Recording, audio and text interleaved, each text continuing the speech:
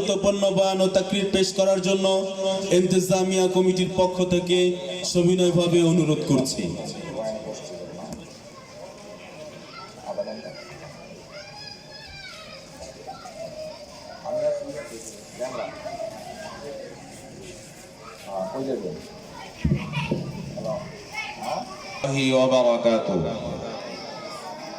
আপনারা সকলে ভালো আছেন? আমরা খালি জায়গাগুলো সুন্দর করে বসি, সামনে অনেকে পিছিয়ে এলোমেলো বসছে, আমরা একটু আগায় বসি, পরবর্তী মানুষের আসতে সুবিধা হবে, আমরা মাহফিলকে সুন্দর করি। আল্লাহ পাক আমাদেরকে বুঝার তৌফিক দান করেন। আলহামদুলিল্লাহি ওয়া কাফা ওয়া সালামুন আলা ইবাদিহিল্লাযীনা ইসতাফা, আম্মা বা'দু ফাআউযু বিল্লাহি মিনাশ শাইতানির রাজীম। বিসমিল্লাহির রহমানির রহিম। سبحان الذي أسرى بعبده ليلا من المسجد الحرام إلى المسجد الأقصى الذي باركنا حوله لنريه من آياتنا إنه هو السميع البصير. وقال رسول الله صلى الله عليه وسلم: أشد البلاء على الأنبياء ثم الأمثل فأمثل، أو كما قال عليه الصلاة والسلام. وقال تعالى في شان حبيبه ومحبوبه ومعشوقه صلى الله عليه وسلم: إن الله وملائكته يصلون على النبي يا أيها الذين آمنوا صلوا عليه وسلموا تسليما. সকল মুহাব্বতের সাথে পড়ি بلغ العلا بكماله كشف الدجى بجماله حسنت جميع خصاله सल्लल्लाहु अलैहि वालिहि। वो आपकी मेराज था कि आप लौहो अर्श कलम तक पहुँचे, ये मेरी मेराज है, मैं आपके कदमों तक पहुँचा। बलगल उला बिकमालिही कशफत दुजा बिजमालिही हसनत जमीउ खिसालिही सल्लु अलैहि व आलिहि। সকল দুরূদ ইব্রাহিম পড়ি। সবাই পারি না? এটা সবাই পারি? কথা বলে না। সবাই পারি এই দুরূদটা? সবাই বলি আল্লাহুম্মা সাল্লি আলা মুহাম্মাদিন ওয়া আলা আলি মুহাম্মাদ كما صليت على إبراهيم وعلى آل إبراهيم إنك حميد مجيد. اللهم بارك على محمد وعلى آل محمد كما باركت على إبراهيم وعلى آل إبراهيم إنك حميد مجيد. জামিয়া ইসলামিয়া আব্দুল আলী মাদ্রাসা ও এতিমখানার উদ্যোগে ফারেগিন হেফজখানা ছাত্রদের দস্তরবন্দি উপলক্ষে ওয়াজ ও দোয়ার মাহফিলের আজকের অত্র মাদ্রাসার প্রিন্সিপাল মুফতি সালমান সাকি সাহেব দামাত বরকাতুহুমুল আলিয়া, আমার সম্মুখ মানে দিন প্রিয়, ইসলাম প্রিয় যুব সমাজ, বুড়ো বাবাজিরা, তৌহিদি জনতা, আমরা আজকে মাহফিলে আসতে পেরে খুশি না বেজার? সবাই খুশি? সবাই বলি আলহামদুলিল্লাহ। আরো জোরে বলি আলহামদুলিল্লাহ। এটা আরবি কি মাস? রজব মাস। কি মাস এটা? রজব মাস। এই রজব মাসে হুজুর আকরাম সাল্লাল্লাহু আলাইহি ওয়াসাল্লাম, এই বাচ্চারা তোমরা চুপ থাকো, কোনো কথা নয়। এই রজব মাসে হুজুর আকরাম সাল্লাল্লাহু আলাইহি ওয়াসাল্লাম সশরীরে মেরাজে গিয়েছেন, আল্লাহর সঙ্গে সাক্ষাৎ করেছেন। এই রজব মাসটা অত্যন্ত গুরুত্বপূর্ণ মাস। এই মাসটা আসলেই হুজুর আকরাম সাল্লাল্লাহু আলাইহি ওয়াসাল্লাম এই মাসে একটি দোয়া করতেন। কি দোয়া?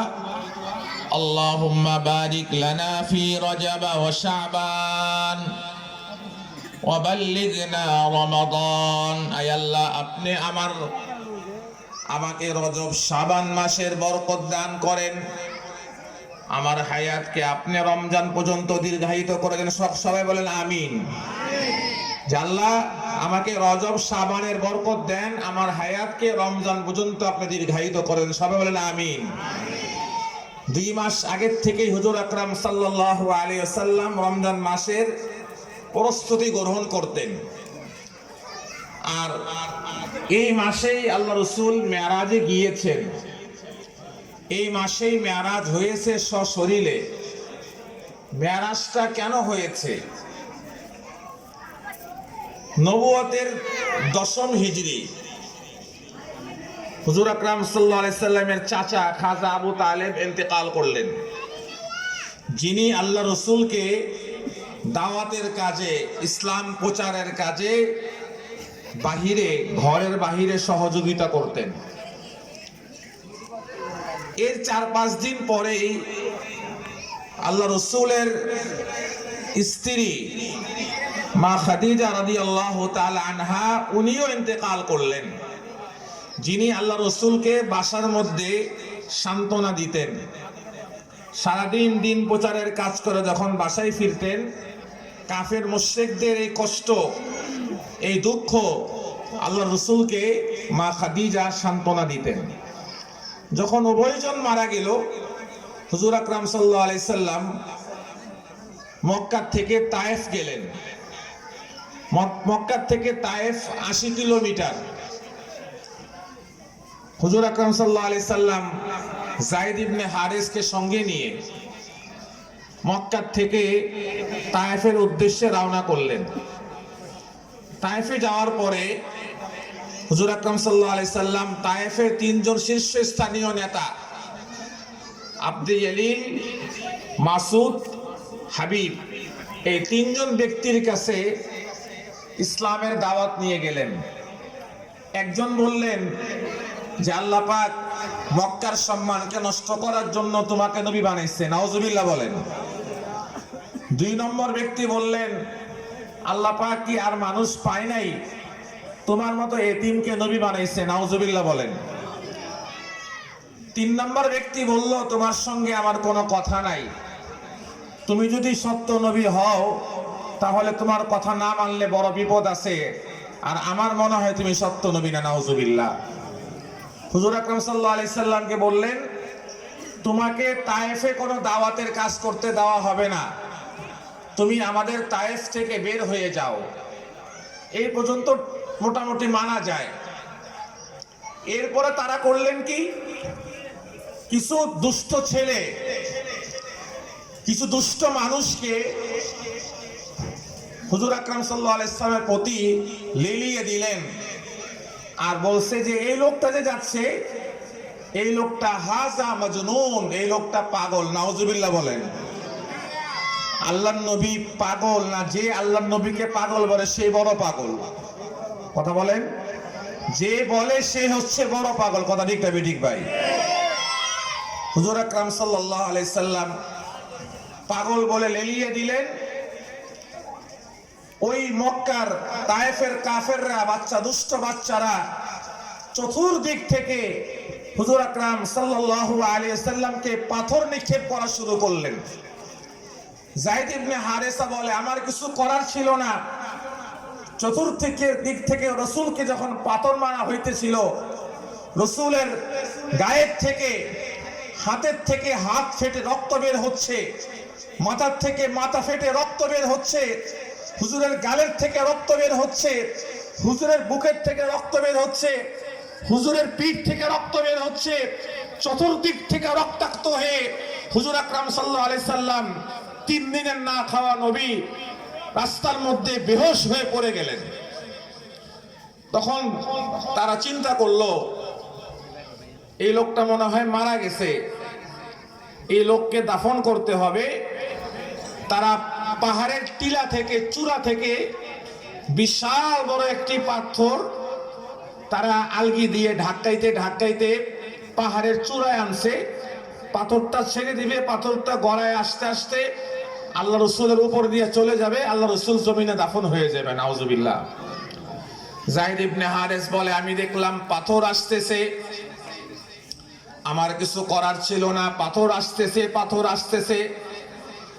পাথর আস্তে আস্তে যখন আল্লাহ রসুলের কাছে আসছে, যায়েদ ইবনে হারেস বলে, আমি একটি গোপন শব্দ, গোপন আওয়াজ শুনলাম, গাইবী আওয়াজ। আসমান থেকে একটি আওয়াজ আসলো, ইয়া হাজার উসকুন, হে পাথর তুমি থেমে যাও। যখন গায়েবের থেকে ওয়া ইন মিন শাইইন ইল্লা ইউসাব্বিহু বিহামদিহি, পৃথিবীতে যা আছে জলে স্থলে সবকিছু আল্লাহ তাআলার জিকির করে, আমরা জিকির বুঝতে পারি না। পাথর আল্লাহর কথা শুনে, গাছ আল্লাহর কথা শুনে, আগুন আল্লাহর কথা শুনে, লোহা আগুন আল্লাহর কথা শুনে, পাখি আল্লাহর কথা শুনে, বাঘ আল্লাহর কথা শুনে। যখন গায়েবের থেকে আওয়াজ আসলো, পাথর সঙ্গে সঙ্গে থেমে গিয়েছে।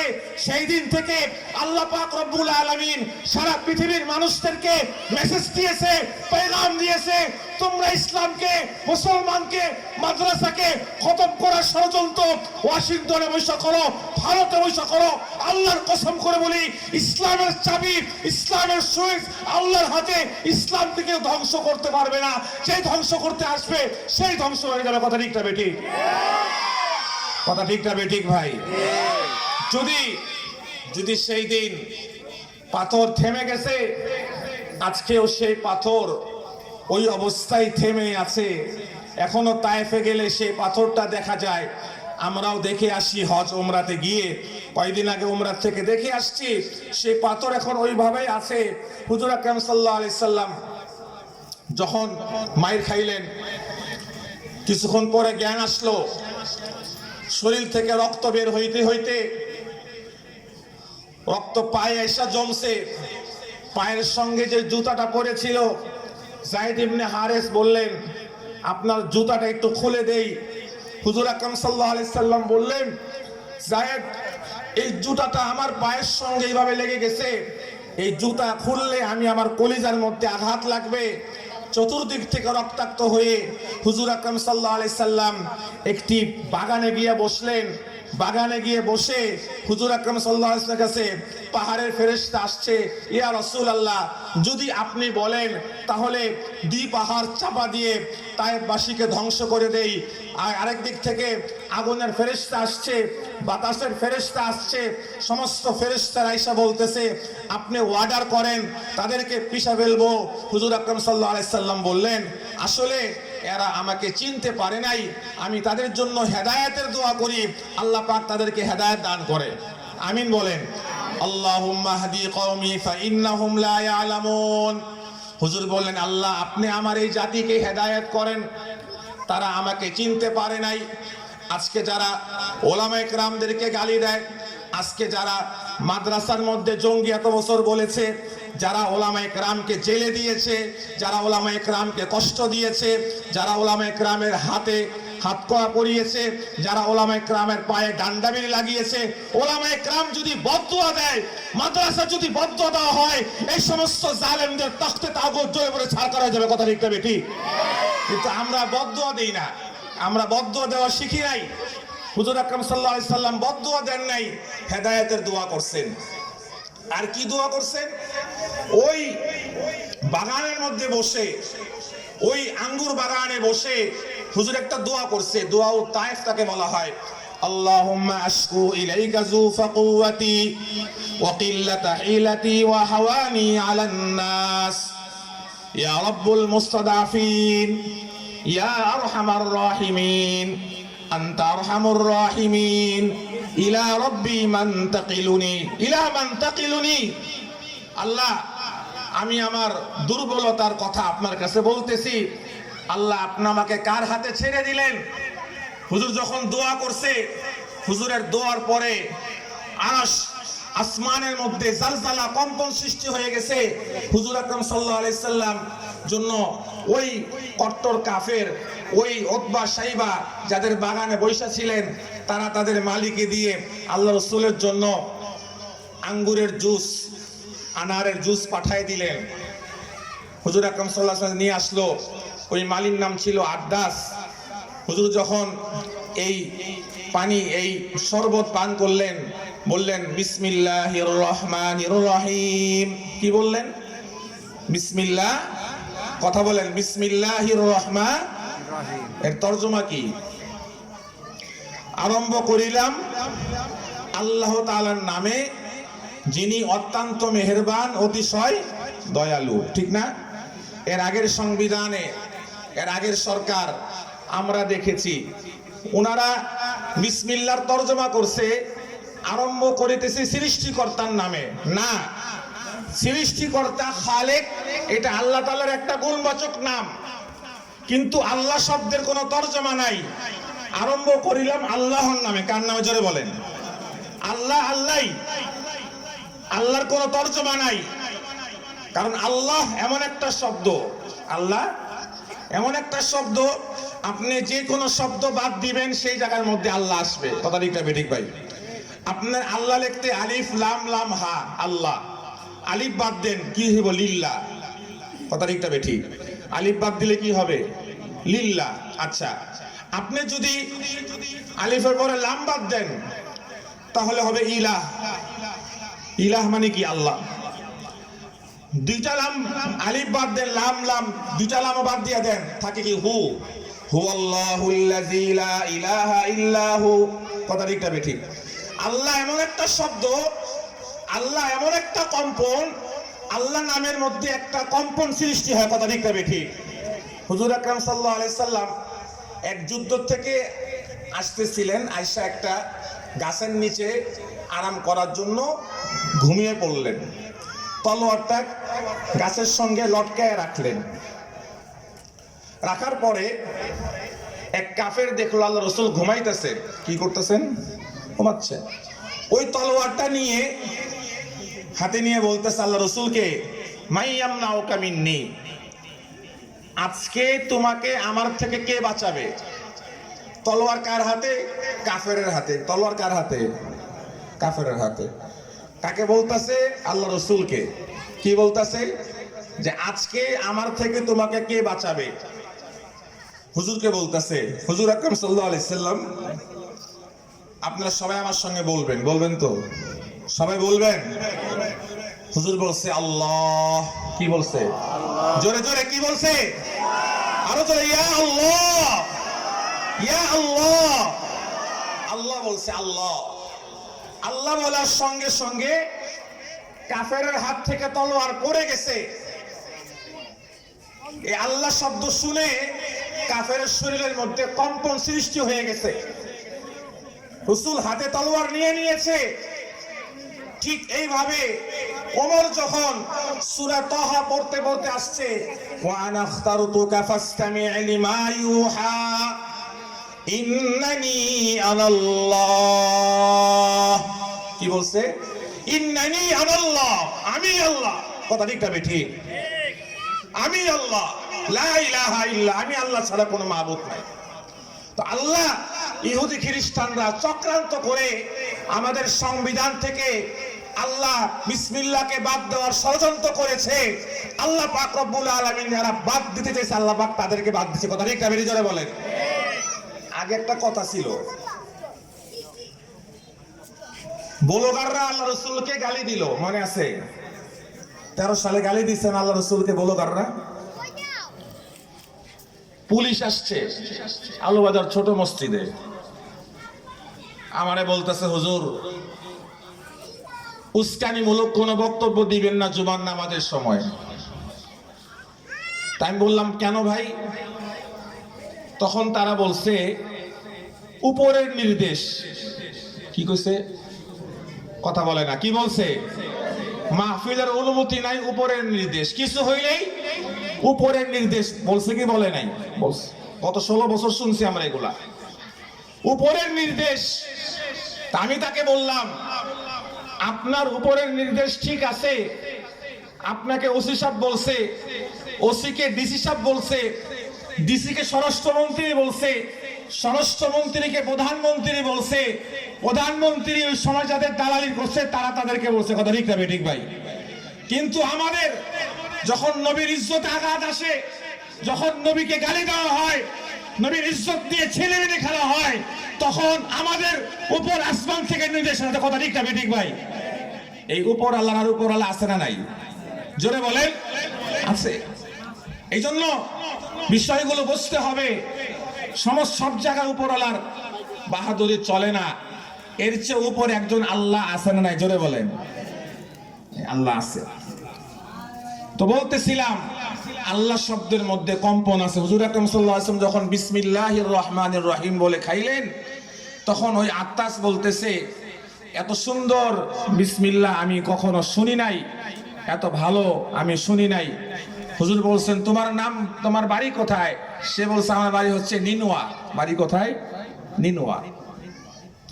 আচ্ছা, নিনুয়া, সেই জায়গায় তো আমার একজন ভাই থাকে, তার নাম হইল হযরত ইউনুস। উনি একজন নবী। উনি আশ্চর্য হয়ে বললেন, আপনি কিভাবে চিনেন? বললেন যে একজন নবীর কাছে আরেকজন নবীর খবর থাকে। তখন হুজুর আকরাম সাল্লাল্লাহু আলাইহি সাল্লাম এই শরবত পান করলেন। পান করার কিছুদিন পরেই আল্লাহ পাক রব্বুল আলামিন, হুজুর আকরাম সাল্লাল্লাহু আলাইহি সাল্লাম হাতিমে কাবার মধ্যে শুয়ে আছেন, হুজুর আকরাম সাল্লাল্লাহু আলাইহি সাল্লাম উম্মে হানিতে শুয়ে আছেন। দুইটা riwayatই পাওয়া যায়। আল্লাহ পাক রব্বুল আলামিন, আল্লাহ রাসূল দুআতে বলছে, ইলা মান তাকিলুনি, আল্লাহ আপনি আমাকে কার হাতে ছেড়ে দিলেন? আল্লাহ পাক রব্বুল আলামিন আমলি জবাব দেওয়ার জন্য আল্লাহ রাসূল সাল্লাল্লাহু আলাইহি সাল্লামকে মেরাজে ডেকে পাঠাইলেন। এই মেরাজ, হুজুর আকরাম সাল্লাল্লাহু আলাইহি সাল্লাম যখন বাইতুল্লাহ থেকে মেরাজে যাবেন, মেরাজে যাওয়ার আগে হুজুরের সামনে এক গ্লাস দুধ, একটা পাত্রের মধ্যে দুধ, একটা পাত্রের মধ্যে মধু, একটা পাত্রের মধ্যে পানি, এইভাবে এগুলো পেশ করা হয়েছে। এবং আল্লাহ রাসূল সাল্লাল্লাহু আলাইহি সাল্লামকে নেওয়ার আগে সিনাটাকে চাক করে, সিনা ফেরে, ওপেন হার্ট সার্জারি এখন হয়, হুজুর সাল্লাল্লাহু আলাইহি সাল্লামের আত্মাকে জমজম পানি দিয়ে ধুয়ে নূর ইমান হিকমত ভরে দেওয়া হয়েছে। কেন উনি জমিন থেকে আসমানের জগতে সফর করবে, সেই জায়গায় যাওয়ার যোগ্যতা তৈরি করার জন্য আল্লাহ রসুলের সিনা মোবারককে ধুয়ে নূর ইমান হিকমত ভরে দেওয়া হয়েছে। হুজুর আকরাম সাল্লাল্লাহু আলাইহি সাল্লাম যখন বাইতুল মুকাদ্দাস থেকে রওনা হয়েছে, হুজুর জন্য আনা হয়েছে বুরাক। বুরাক মানে যেটা বিজলির গতিতে চলতেছিল। হুজুর আকরাম সাল্লাল্লাহু আলাইহি সাল্লাম যাওয়ার পথে অনেক কিছু দেখছেন, এইগুলো সব তো বলার সময় নাই। হুজুর বক্তা চলে আসছে, আমার আর 5 মিনিট সময় আছে। 8:05 বসছি, 8:35 ইনশাল্লাহ ছেড়ে দিব। হুজুর যখন দুই একটা বলি, হুজুর যখন যাচ্ছিলেন কোথায়? বাইতুল মুকাদ্দাসের দিকে। আল্লাহ রসুলকে আল্লাহ পাক রব্বুল আলামিন কবরের জগতের কিছু দৃশ্য আযাব দেখাইছেন। হুজুর যাচ্ছিলেন, যাওয়ার পথে হুজুর দেখলেন যে একদল মানুষকে দেখলেন যে তারা রক্তের সমুদ্র, কিসের সমুদ্র?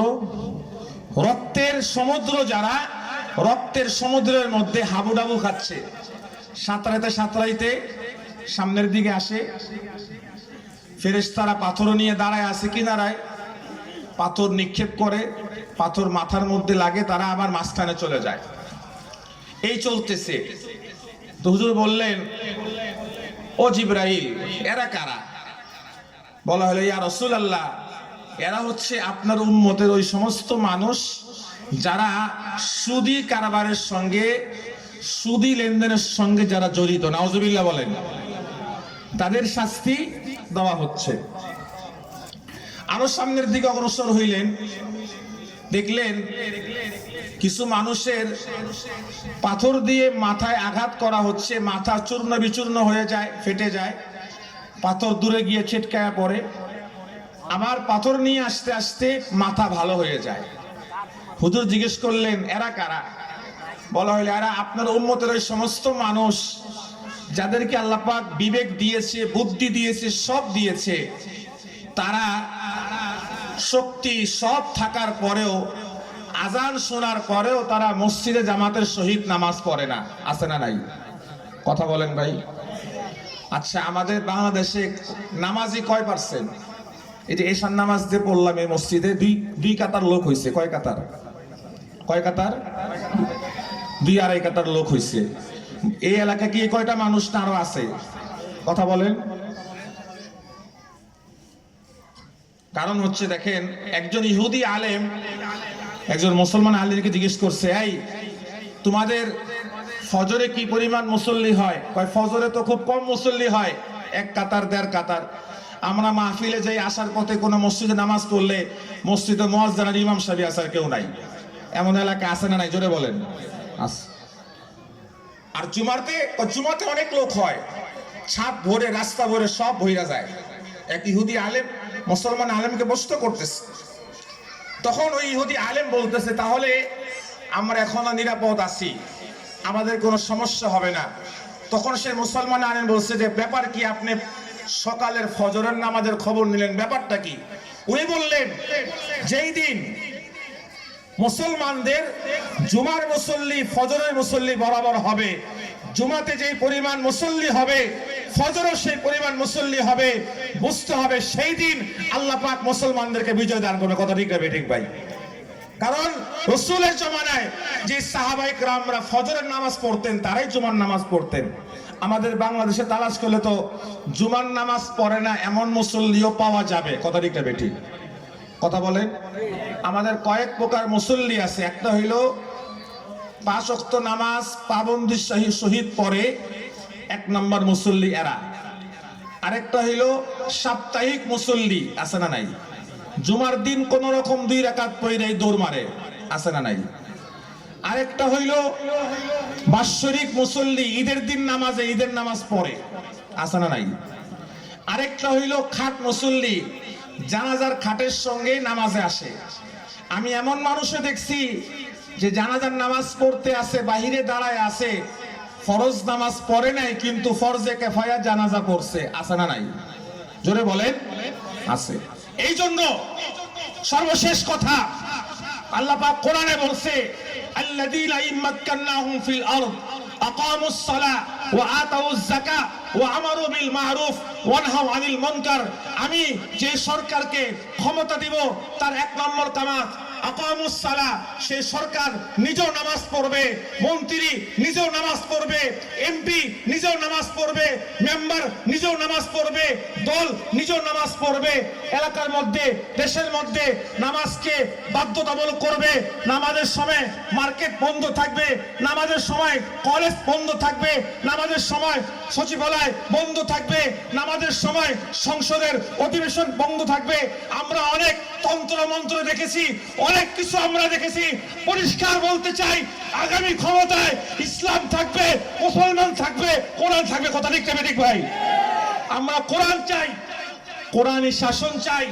এই সমস্ত সংবিধান দিয়ে, তন্ত্র মন্ত্র দিয়ে দেশের মধ্যে শান্তি আসবে না। যেই আসে চুরি করে, বেগম পাড়ায় বাড়ি বানায়, মানুষের জন্য অনেক টাকা পয়সা লুণ্ঠন করে, বড় বড় বাড়ি গাড়ি ব্যাংক ব্যালেন্সের মালিক হয়। কথা ঠিক না ঠিক ভাই? কথা ঠিক না ঠিক ভাই? এই জন্য কোরআনী শাসন লাগবে। যে সরকার আসবে তার কাজ হবে নামাজ কায়েম করবে, যাকাত আদায় করবে, সৎ কাজে আদেশ করবে, অসৎ কাজ থেকে নিষেধ করবে। আপনারা আফগানিস্তান দেখেন, সেই জায়গায় কোরআনী হুকুমতের কারণে আজকে আফগানিস্তান সারা বিশ্বের রোল মডেল হয়ে যাচ্ছে। আজকে সৌদি আরব, সেই জায়গায় কাঙ্ক্ষিত কিছু কোরআন হাদিসের আইন চালু আছে, সেই জায়গার মধ্যেও শান্তির সাথে মানুষ বসবাস করতেছে। এই জন্য মুহতারাম হাজিরিন, সর্বশেষ কথা, ইসলাম শান্তির ধর্ম। ইসলাম মানলেই শান্তি হবে, নামাজ পড়লেই শান্তি হবে, হালাল খেলেই শান্তি হবে, নয়তোবা শান্তি আসবে না। আল্লাহ পাক আমাদের সকলকে 5 ওয়াক্ত নামাজ জামাতের সহিত আদায় করার তৌফিক দান করেন। আমিন। ওমা আলাইনা ইল্লাল বালাগুল মুবিন। আসসালামু আলাইকুম ওয়া রাহমাতুল্লাহি ওয়া বারাকাতুহু।